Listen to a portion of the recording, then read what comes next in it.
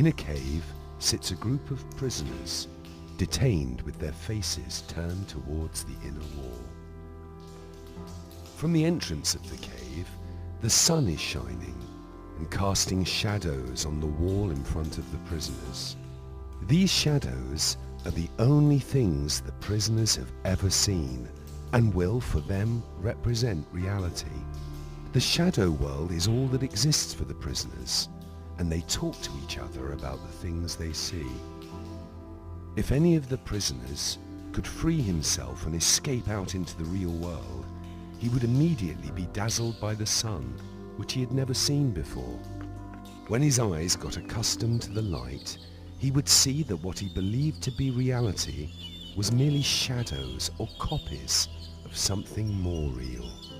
We are all these prisoners, Plato said, trapped in our material world. What we think of as reality is actually only shadows thereof.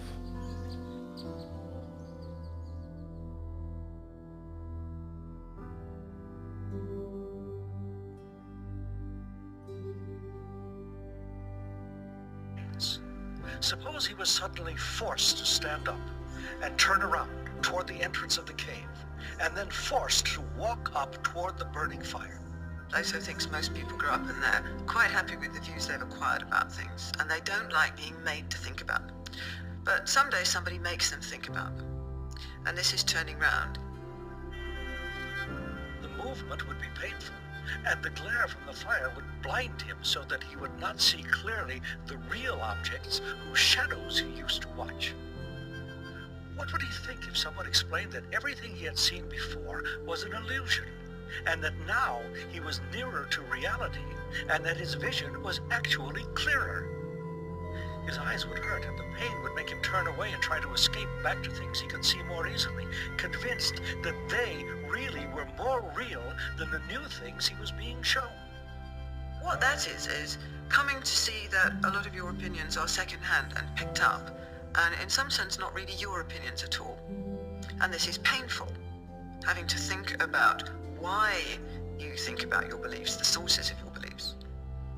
You realize, well, I only think that because that's what I was taught at school, or my parents brought me up to think that, or something like that. But suppose that once more someone takes him and drags him up the steep and rugged ascent from the cave and forces him out into the full light of the sun. Won't he suffer greatly and be furious at being dragged upward? As he approaches the light, his eyes will be dazzled, and he won't be able to see any of that world we ourselves call reality. This is Plato's way of showing us that sort of going from being in the dark to being able to see is not an easy process. It's not an immediate process. Little by little, he will have to get used to looking at the upper world. At first, he will see shadows on the ground best. Next, perhaps the reflections of men and other objects in water, and then maybe the objects themselves. After this, he would find it easier to gaze at the light of the moon and the stars in the night sky than to look at the daylight sun and its light. Last of all, he will be able to look at the sun and contemplate its nature, not as it appears reflected in water, but as it is in itself and in its own domain. What for him is crucial about coming to have knowledge, and not just any old beliefs about something, is that you've thought about it for yourself. That you don't accept something on other people's authority, or because it seems obvious, or because you can just see it, or something like that, but because you have reflected about it and scrutinized it in the most rigorous possible philosophical way. Finally, imagine that the released prisoner was taken from the light and brought back into the cave to his old seat. His eyes would be full of darkness. Now he would have to compete in discerning the shadows with the prisoners who had never left the cave, while his own eyes were still dim. Wouldn't he appear ridiculous? Men would say of him that he had gone up and had come back down with his eyesight ruined, and that it was better not even to think of ascending.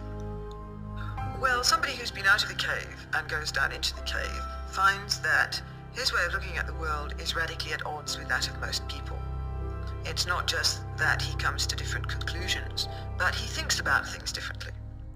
And people don't like this. They think that this guy's a lunatic. They think he's crazy. He's talking about stuff the likes of which none of us have ever experienced. So whatever this little trip was that he took, it's ruined his mind. It's made him an idiot. And so they scorn him. So philosophy is both very compelling and very hard. And so it isn't presented as something that's all enjoyable or giving you a happy time. It's something that once you've started, you have to do because it is, in its way, compelling. You can't go back to the lower stage because it no longer satisfies you.